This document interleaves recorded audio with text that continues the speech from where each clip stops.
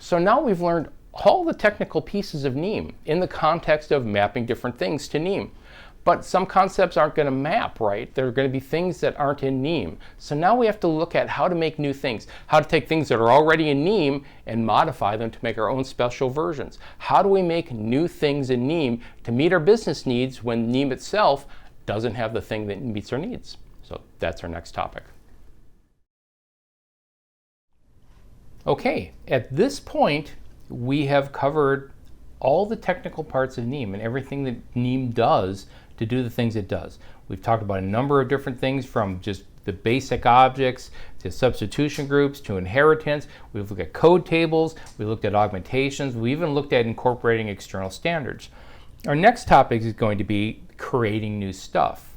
Because even though there's 13,000 things in NIEM, it's not going to have everything you need. It's not going to have everything you want. Sometimes because what you want is going to be very local in scope. It's going to be something local just to your jurisdiction or just your exchange partners.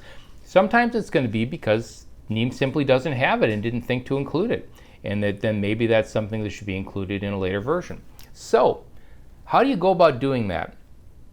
Well, first let's just talk roughly. This is a rough guide, a flow chart to just the thought process. So the first thing, I need an element.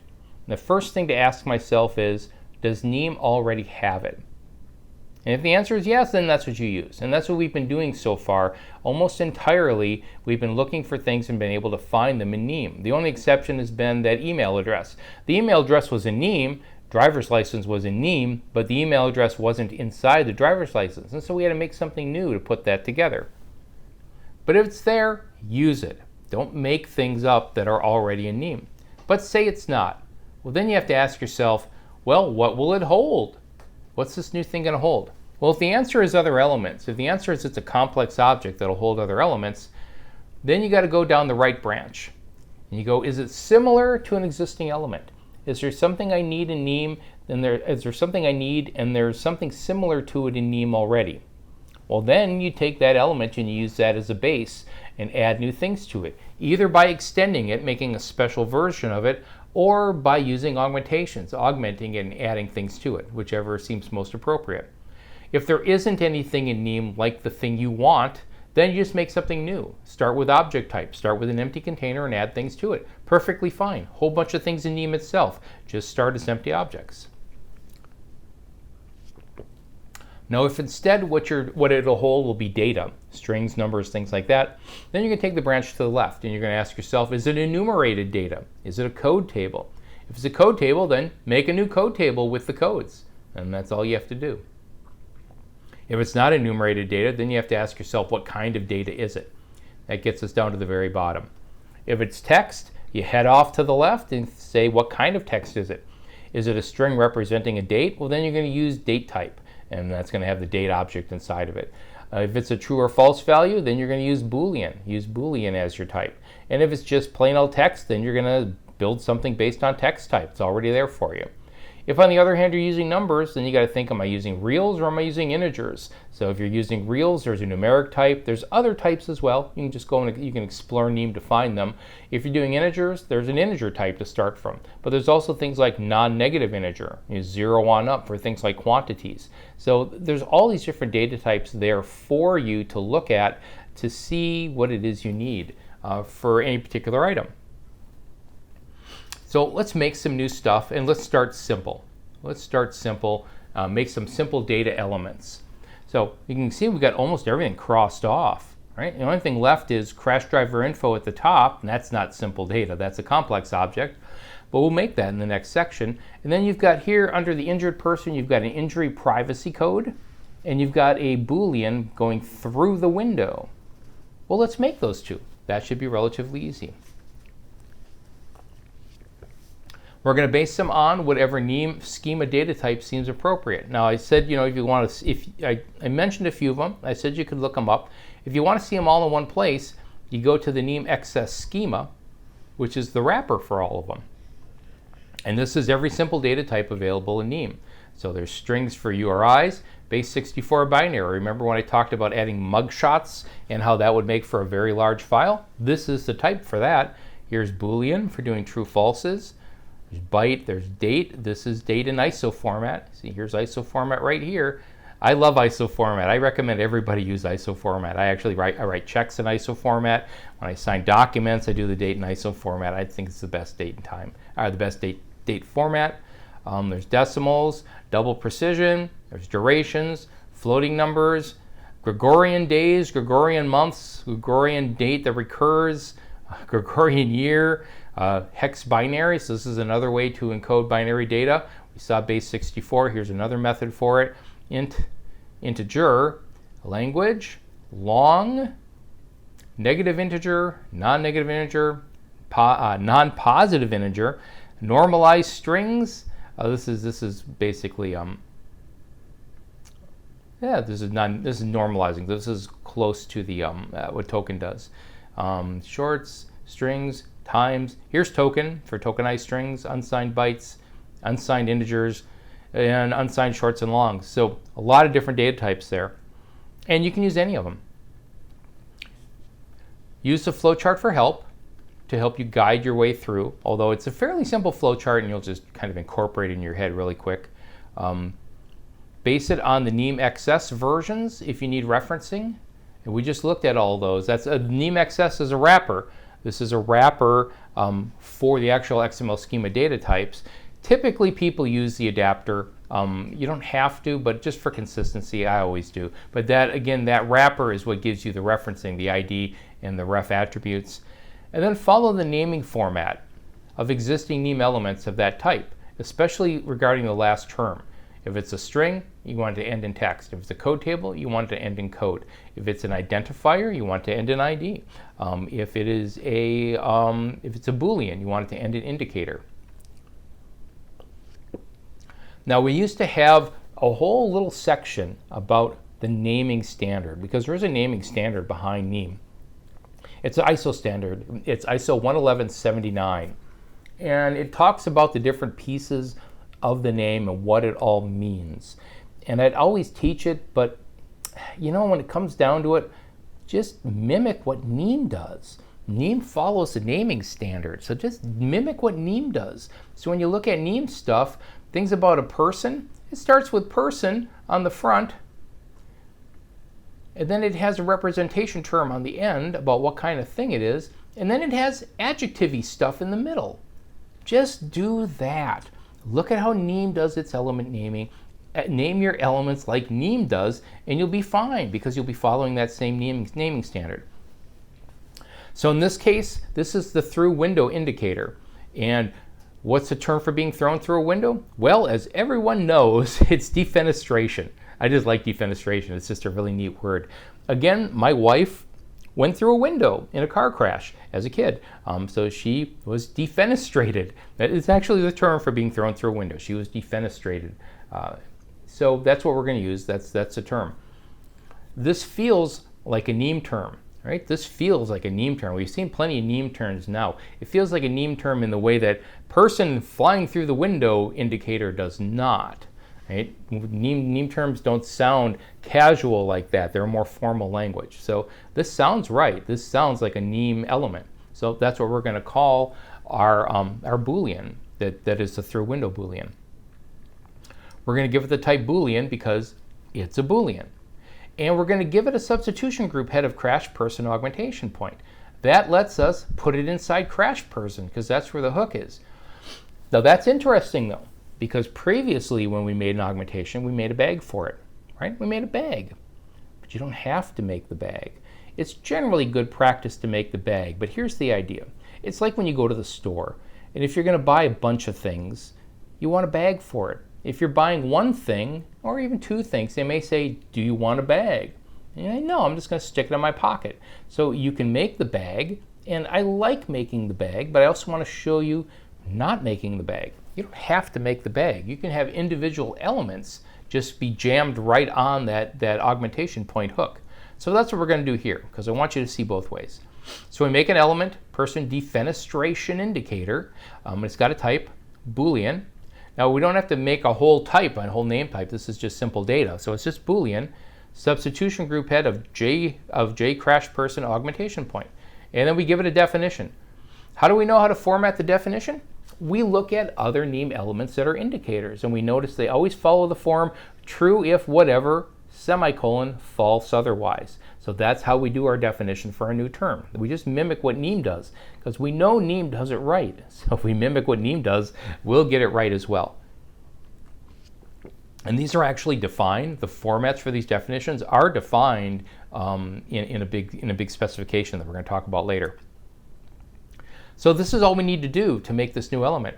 There, we're done. We made a person defenestration indicator. This is in our own namespace. This is in that ext namespace. It's in its own schema file. This would go along with the bag that we made to hold the contact information.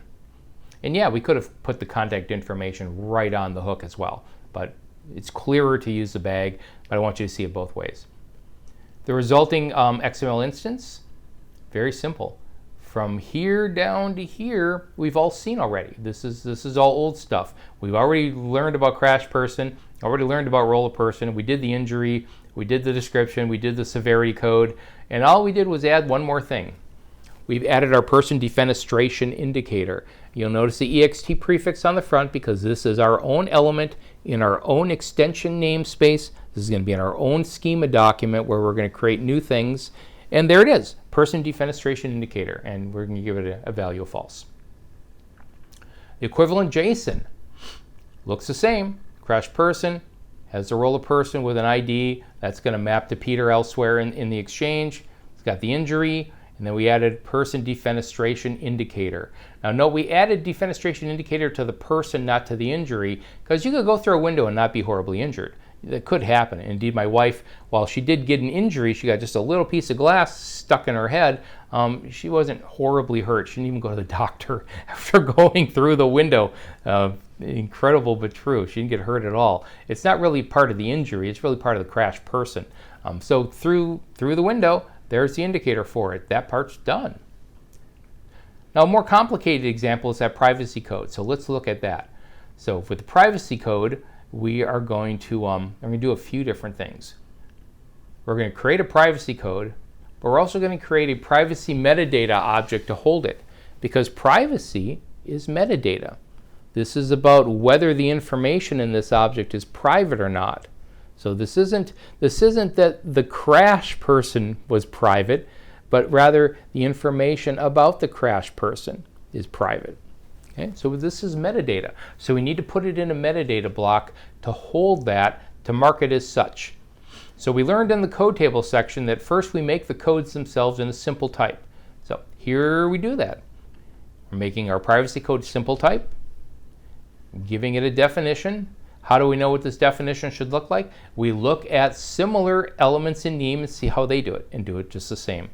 It starts from token. Again, that's just a string without all the white space around it, so it can easily be matched up.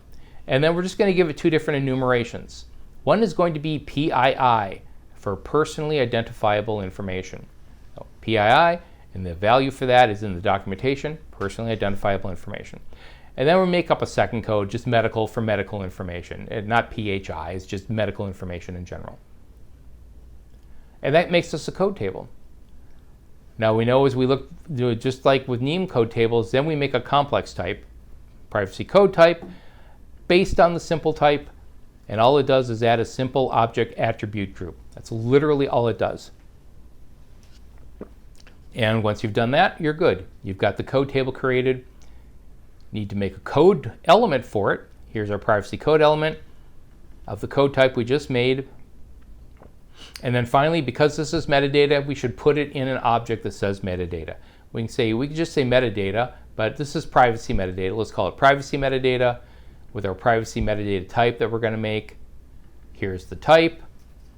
Just like all metadata, it starts from the metadata type, and we add that privacy code we made up above to it. And so what we've done is made a couple of elements. We've made a code table. We've made a type for the metadata block. And it all boils down to this. Not very much at all. The thing about code tables, it's a lot of schema for a little bit of instance XML. Here's the privacy metadata element we made. We gave it an ID. We have to give it an ID because the object to which this metadata applies needs to be able to point to it. And then here's the code. Here it is with PII. Here it is with the code medical. If that were a value other than PII or medical, we'd get an error. Equivalent JSON document. Here's the crash person. Okay, so now the JSON, remember JSON, we had a little problem when we did JSON, right? We don't have a JSON way to link JSON, we don't have a way in JSON LD to link metadata objects specifically as metadata objects. We just link them with IDs. What we could do instead is just put it inside. And when we talked about metadata, I said NIEM 6 will probably do it this way. So here's an example of how NIEM 6 will probably do it. But because it's JSON, it's just easier this way too. Crash person, and this is just right inside of them. That's our, no, I'm sorry. This is just right inside the injury right here. Instead of being a separate metadata block that this injury would point to, the injury instead just contains it. And this is probably how it'll work. It'll work like this in NIEM 6. Right now though, you do IDs, especially in the XML context. Let's look at our text so far. And all we did was add the person defenestration indicator here to the crash person injury. That's all we did for that. And then we also made our privacy metadata at the bottom and put a privacy code inside of that. We go look at our mapping.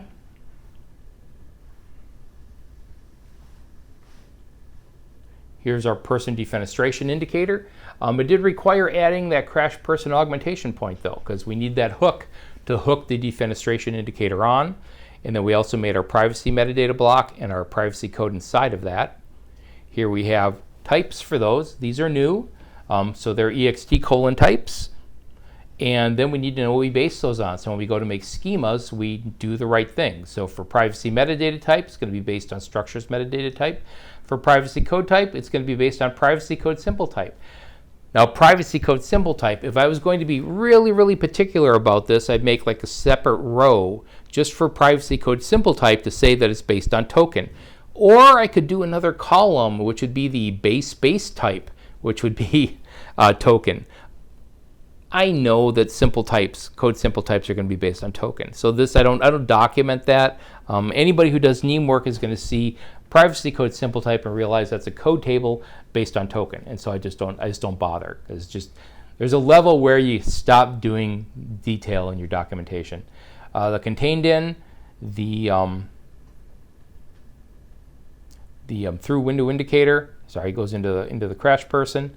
The privacy metadata, goes into the crash person. The privacy metadata block is just sitting out there on its own. The privacy code goes inside the privacy metadata.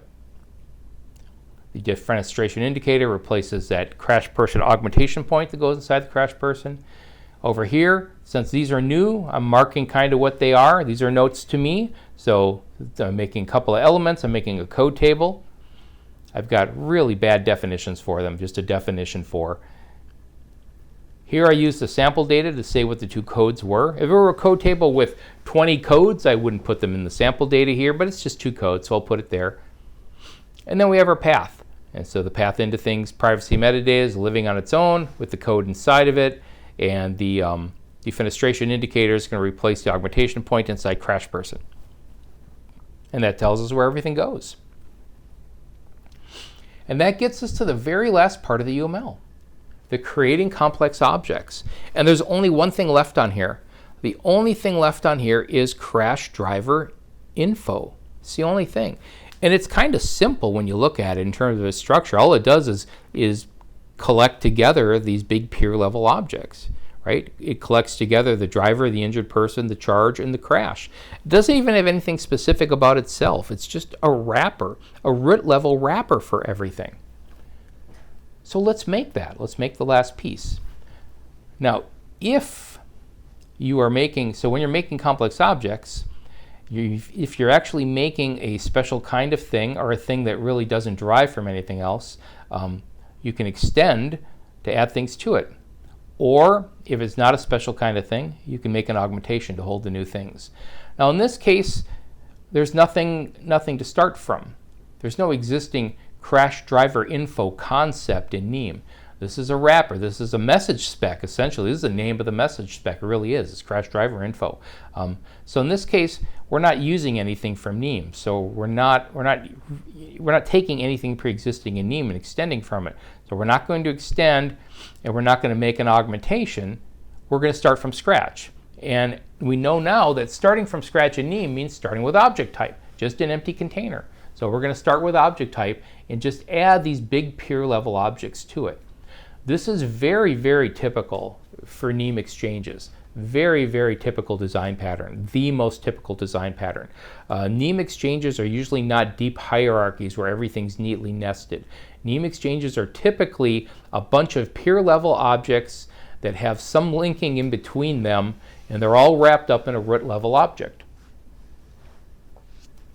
So that's what we'll do here. We're going to make that root level object. We're going to make a type called crash driver info. We're going to base it on object type. And inside that, we're going to add the big objects that are just floating out there without a home. We're going to collect them together. We're going to have person, crash, and charge, all from the UML that we just looked at. But we also have a person-charge association. That's the arrow in the UML between person and charge.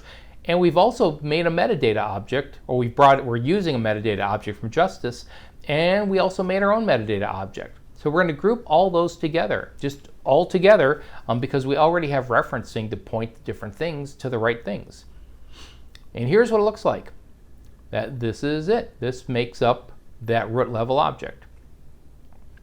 Our crash driver info, this is the root element of the whole exchange. So this is the root, this is just the wrapper, and that's really all it does. And again, very typical for NIEM exchanges. All it does is act as a wrapper. There might be some other information. Sometimes exchanges will, instead of being an empty container, will start from like document type, because there's a few things in document type that might apply to your concept of an exchange. Then there's the type for it. Here's the type down here being created.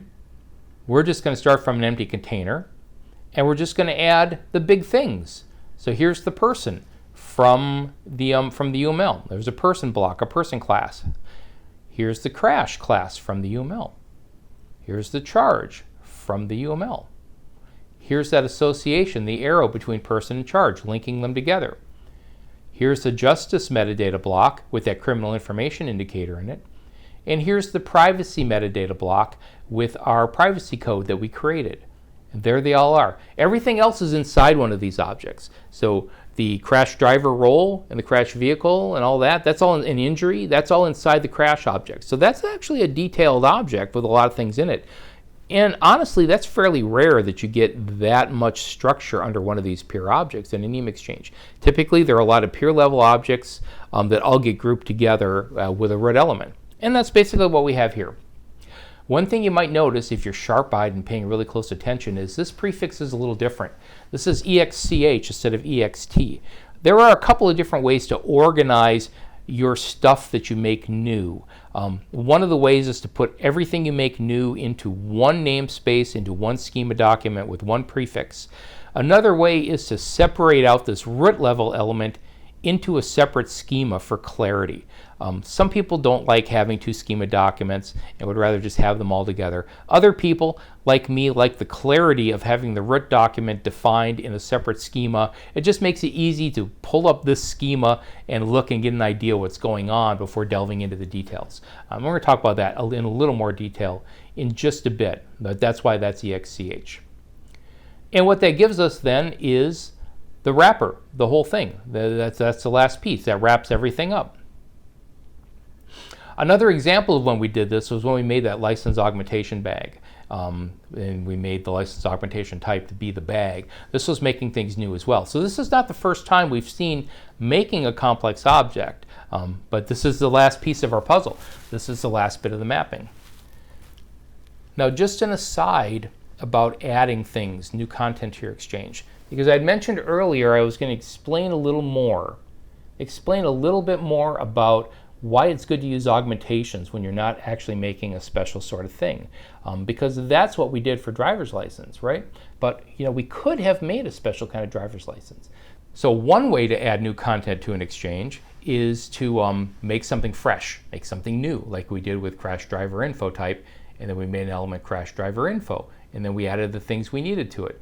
Another way is to use augmentations. We did that with defenestration indicator and added that into the exchange by substituting it for the augmentation point. But another way is to make specializations. So let's look at driver's license though and see what can happen when you do that. And when you do that kind of specializations, we call that concrete extension. You're making a new version of something. So suppose instead of using driver's license augmentation point, we decided to extend driver's license type. We decided to make our own new driver's license type in our extension namespace with our ext prefix, a new driver's license type to hold contact means, our cold contact information, so that could hold the email address. Well, now that we have a new type, we need a new element for it in ext driver's license. So now we have a driver license object, a new object. But there's a problem. With augmentations, we were done, but we're not done yet. And we're especially not done because JCrash is a complex and deep object. That driver's license goes inside a crash driver. But crash driver is not set up to hold an ext driver's license. It's set up to hold a NIEM core driver license. It's not defined to hold an ext driver license.